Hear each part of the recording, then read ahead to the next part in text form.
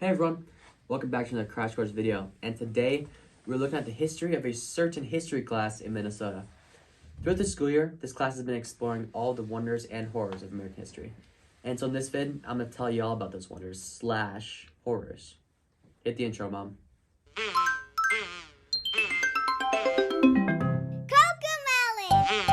So, the first thing we need to know is that I was actually in this class that we're about to look at, and the side note is that I was kind of like this maiden student, like the smartest. But enough of that. I need to tell you what I actually learned this year, because my teacher's forcing me to, unfortunately.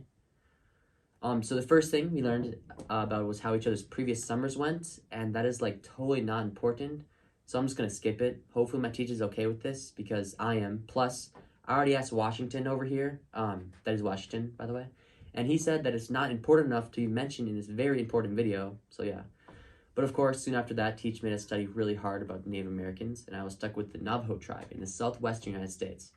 And what I found about them was that they were real tough people, but not as tough as the Americans, unfortunately. And when the Americans discovered oil deposits all over their lands, well, things changed, and they were basically forced to become civilized and establish a government that would essentially give the Americans all the oil. So you can say they got bullied into it, but we don't talk about that part in American history. Oh, and they still live there today on a reservation, which is in fact the biggest Indian reservation in the country. So that's pretty cool. But for the next couple weeks, we looked at Columbus and his journey over to the New World. Oh, we also looked at the original 13 colonies and all the leaders, and also what freedoms they had and what freedoms they didn't have. We talked of all the skirmishes with the natives. Lots of those, I can tell you that for sure. Oh, and don't worry, we did indeed go over Pocahontas. It was short, very short. Really short, but sweet. Eventually we got to the slave system, the triangular trade route. Things were going fast, and before we knew it, we were in the fight for independence already, the Revolutionary War. We learned of all the filthy acts that the British Crown forced onto Americans, like the Stamp Act, the Quartering Act, the Townshend Act, and the Tea Act are just some of the terrible acts that were put into place. The acts were essentially the fuel to the fire in this war, and we talked a lot about all the battles, and let me tell you, there were a lot of battles in this war. The Battle of Lexington and Concord, the Battle of Bunker Hill, the Battle of Saratoga, the Battle of Trenton, the Battle of Cowspin, the Battle of Brandywine, the Battle of Princeton, the Battle of Monmouth, the Battle of Camden, the Battle of Fort Washington, the Battle of Quebec, the Battle of Siege of Yorktown. I don't know.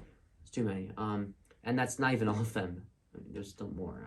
We also looked at a few key figures like General George Washington, Benjamin Franklin, Patrick Henry, Alexander Hamilton, Thomas Jefferson, and more. We then looked at the founding fathers after the war, and once we got to Alexander Hamilton, we stopped and looked at him for a couple weeks because he had a tough life. Growing up, his mom died and his father abandoned him, so he had to make it by himself, doing work wherever he could find it and tried to learn as much as he can. Unfortunately, he was very gifted at writing. I mean, he understood literature and grammar like the back of his hand, and that was what got him into the position that he was in when he was alive, of course, the Secretary of Treasury. Now we've entered the 19th century, and also entered the period called Manifest Destiny. Basically, Manifest Destiny is the wish for Americans to move westward and settle land, making the country bigger. This includes the Louisiana Purchase, the Oregon Trail, and the addition of Texas to the nation. Yeah, we also learned of the Edge of Jackson, but I really don't remember much from that because, he was just the worst president ever and nobody really cared about him.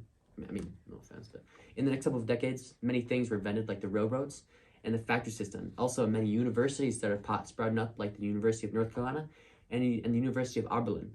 Noah Webster, Alice Howe, and Harriet Tubman were also some people that came to be well known during these times as well. Slavery became quite a big problem in America, and eventually it got to the point where war spring out because of it, the Civil War. The North wanted to end slavery while the South wanted slavery, so they fought over it. But the North was kind of destined to win from the start because they were superior in almost every way. I mean, they had more food, tools, weapons, lands, troops, and money, and of course the president was on their side too, so you can guess who won that one. But after the war, President Lincoln wanted to restore the nation to what it was before. Just with all the slaves. He envisioned peace not just between the North and South, but between whites and blacks as well. Unfortunately, he was killed 4 days after the war. But the good news is that he made Reconstruction plans for the country beforehand. We call the next couple of decades the Reconstruction period. During this time, the government was changing and new rights were being made for blacks and women as well. But let me tell you, things were definitely still unfair. Eventually, World War I happened.